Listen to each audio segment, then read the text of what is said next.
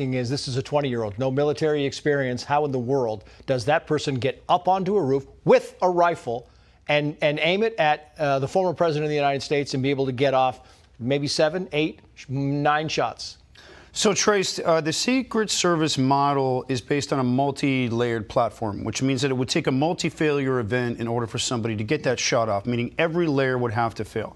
I believe the failure here was in the first part of this, the fourth layer, which would be the advance work or the reconnaissance work, which is done by advanced teams who get to those locations before anybody ever shows up. Right. And they begin to do methodic searches. They're checking for anything suspicious, and they start to systematically lock down that properly. And that includes all the buildings in the surrounding area so that nobody can get on top of that building. And that's where I believe the actual security failure was. For whatever reason, whether it was manpower, not having enough guys, not having enough support from the leadership in D.C., the heads of the Secret Service.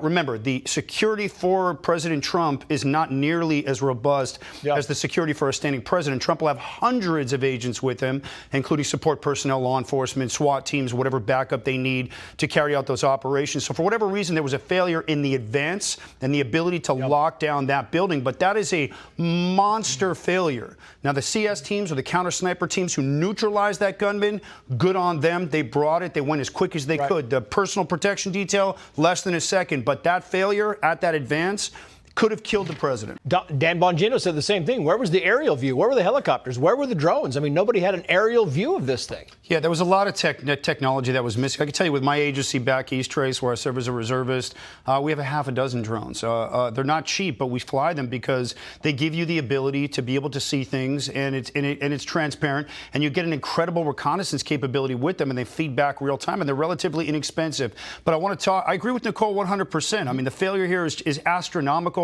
I agree with Bongino 100%, but I do want to say this.